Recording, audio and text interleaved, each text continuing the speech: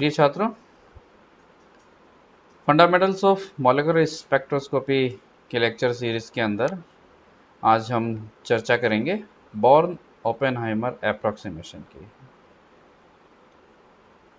प्रिय छात्रों, स्पेक्ट्रोस्कोपी के अंदर बॉर्न ओपेनहाइमर एप्रोक्सीमेशन, यहाँ ये जानना जरूरी है कि ये जो शब्द है एप्रोक्सीमेशन, इसका मतलब होता है अनुमान। अर्थात यहाँ पर बॉर्न और ओपेनहाइमर ने विभिन्न ऊर्जा स्तरों में होने वाले संक्रमणों के संदर्भ में एक अपना अनुमान दिया, जो कि बॉर्न ओपेनहाइमर एप्रोक्सीमेशन कहलाया। हर तीसरे, चौथे या दूसरे वर्ष में पूछे जाने वाला ये महत्वपूर्ण सवाल है कि बॉर्न ओपेनहाइमर एप्रोक्सीमेशन क्या होता है।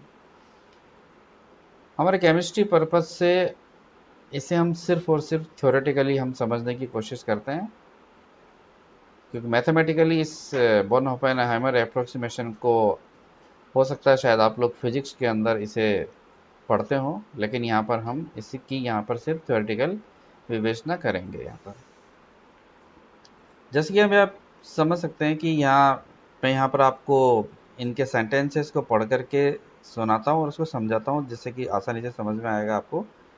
यहाँ लिखा है कि a molecule is an assembly of positively charge nuclei and negatively charge electrons.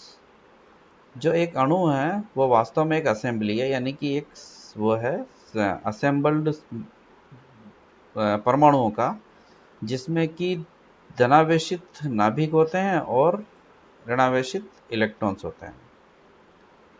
That form A stable entity, और एक स्थायी अवयव का निर्माण करते हैं, और जिनके की इलेक्ट्रोस्टैटिक फोर्सेस होते हैं वो एक दूसरे को संतुलित करके उसे स्थायी अवस्था में बने रहते हैं वो।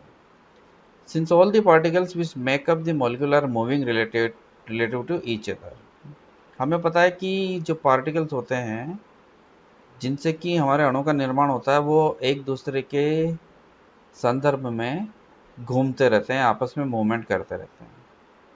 तो a full quantum mechanical description of the molecule is very complicated, यानी कि इसका पूरा जो क्वांटम मैकेनिकल डिस्क्रिप्शन है वो बड़ा कॉम्प्लिकेटेड है, and can only B obtained approximately, अनुमानित हम इसकी व्याख्या कर सकते हैं। तो इसीलिए fortunately the overall motion of the molecule can be broken down into various types of motion. इसीलिए किसी भी मॉलिक्यूल्स के जो जितने भी मोशन हैं उन मोशंस को यहाँ पर हमने अलग अलग कैटेगरी में डिवाइड कर लिया, जैसे कि हम ट्रांसलेशनल मोशन कह सकते हैं, रोटेशनल मोशन, वाइब्रेशनल और इलेक्ट्रॉनिक। और एक अच्छे अनुमान के तौर पर, जैसे कि हम बॉर्न ओपेनहाइमर एप्रोक्सीमेशन कहते हैं, ने क्या कहा कि each of these motions can be considered on its own, यानी कि सारे के सारे मोशन को हम एक दूसरे से स्वतंत्र मान सकते हैं, सब अपने अपने तरीके से व्यवहार करते हैं। Their main objective was the separation of electronic and nuclear motion in a molecule. इस एप्रोक्सीमेशन के पीछे जो मुख्य उद्देश्य था वो उद्देश्य था कि इलेक्ट्रॉनिक और नाभिकीय मोशंस को, गति को अलग करना, और उसके पीछे उसका भौतिक महत्व है, फिजिकल बेसिस है उसका। क्या सिंपल भौतिक उसका महत्व है? ये है कि both electrons and nuclear experience similar forces in A molecular system. हालांकि दोनों जो इलेक्ट्रॉन्स और न्यूक्लियाई है, दोनों सिमिलर फोर्स ही एक्सपीरियंस करते हैं। दे arise from a mutual electrostatic interaction, क्योंकि दोनों के मध्य म्यूचुअल इलेक्ट्रोस्टैटिक इंटरेक्शन होता है। लेकिन the mass of the electron is about 4 orders of magnitude smaller than the mass of the nucleus। हमें पता है कि इलेक्ट्रॉन का जो मास है वो न्यूक्लियस के मास की तुलना में बहुत बहुत कम है। कॉन्सिक्वेंटली इसी कारण से जो electrons are accelerated at a much greater rate and move much more quickly than the nuclei. इसी कारण से इलेक्ट्रॉन्स का जो मूवमेंट है वो न्यूक्लियाई की मूवमेंट की तुलना में बहुत अधिक तेजी से होता है। इसीलिए एक अनुमान ये माना गया कि we can regard the dynamics of the electrons and nuclei as largely independent. इसीलिए हम ये मान के चल सकते हैं कि जो दोनों की जो डायनेमिक्स है इलेक्ट्रॉन की और न्यूक्लियाई की वो इंडिपेंडेंट है। When describing the electrons, the nuclei can be considered as being fixed in space. जब हम इलेक्ट्रॉन्स की मूवमेंट की बात करें तो हम ये मान के सकते हैं कि जो न्यूक्लियाई है हमारा वो उस स्पेस में फिक्स है, क्योंकि वो इतना भारी है कि वो उसका मूवमेंट को हम यहाँ पर नेग्लिजिबल मान के चलते हैं। On longer time scale, the electrons can immediately follow the much slower nuclear motion. To a very good approximation, the total energy of molecule is given as the sum of three components. तो इस प्रकार से born Oppenheimer ने एक अनुमानित अपनी व्याख्या करी कि किसी भी अणु की जो कुल ऊर्जा है वो उस ऊर्जा को हम इन तीनों कंपोनेंट के टोटल के बराबर मान सकते हैं, corresponding to the three modes of motion mentioned above. जो तीनों मोशन ऊपर मेंशन किए गए हैं, इलेक्ट्रॉनिक, वाइब्रेशनल एंड रोटेशनल, यानी कि जो टोटल एनर्जी है किसी अणु की वो इलेक्ट्रॉनिक ऊर्जा, वाइब्रेशनल ऊर्जा और रोटेशनल ऊर्जा से संयुक्त मानी जा सकती है। और इसी की व्याख्या आपको हमने जिससे पहले वाले लेक्चर के अंदर बताई थी हमने कि रोटेशनल यानी कि माइक्रोवेव, वाइब्रेशनल यानी कि आईआर, इलेक्ट्रॉनिक यानी कि यूवी विजिबल। तो बोर्न ओपेनहाइमर एप्रोक्सीमेशन जो है वो इस संदर्भ में यहाँ पर महत्वपूर्ण बना।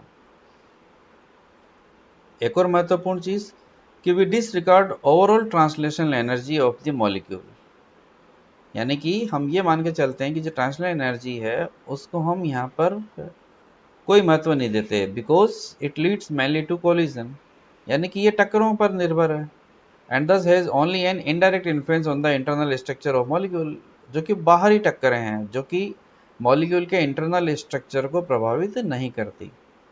Furthermore we have neglected the interaction between the three different types of motion, और इसी प्रकार से हमने यहाँ पर नेग्लेक्ट किया है किसी भी प्रकार के इन तीनों मोशंस के आपस में इंटरेक्शंस को। Since electrons move more rapidly than the nuclei and the vibrations of nuclei are more rapid than the rotation of molecule, the following relation hold। इसीलिए इस संदर्भ में ये जो रिलेशन है कि electronic is greater than vibrational is greater than rotational. इसी के साथ यहाँ पर हमारा जो फंडामेंटल्स ऑफ मॉलिक्यूलर स्पेक्ट्रोस्कोपी का जो इंट्रोडक्टरी पार्ट है वो यहाँ पर खत्म होता है। आगे के लेक्चर के अंदर हम आपको माइक्रोवेव स्पेक्ट्रोस्कोपी से शुरुआत करेंगे कि किस प्रकार से माइक्रोवेव स्पेक्ट्रोस्कोपी के द्वारा हम रोटेशनल स्पेक्ट्रम की व्याख्या करते हैं। यहाँ ये ध्यान रखना कि जो बोर्न ओपेनहाइमर का एग्जाम में जब भी कोई क्वेश्चन यदि आता है तो इसके स्टेटमेंट को समझना बहुत ज़रूरी है कि इसका स्टेटमेंट को आप किस प्रकार से लिखें। तो इसका स्टेटमेंट केवल ये हो सकता है कि आपको यहाँ पर ये बताना है कि बोर्न ओपेनहाइमर ने इलेक्ट्रॉनिक, वाइब्रेशनल और रोटेशनल के संक्रमणों के संदर्भ में एक अपना अनुमान जारी किया। और क्या अनुमान दिया उसने कि ये जो तीनों गतियां हैं वो एक दूसरे से स्वतंत्र हैं।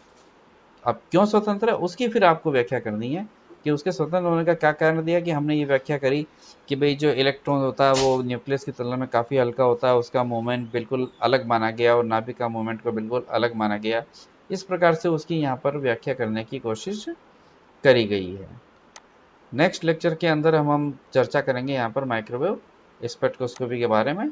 तब तक आप फंडामेंटल्स ऑफ मॉलिक्यूलर स्पेक्ट्रोस्कोपी के बारे में जो भी हमने जानकारी प्राप्त करी है उसे पढ़िए, सुनिए और देखिए, और जो असाइनमेंट आपको यहाँ पर दिए जा रहे हैं उन असाइनमेंट को आप यहाँ पर करके आप जमा कराइए। Thank you.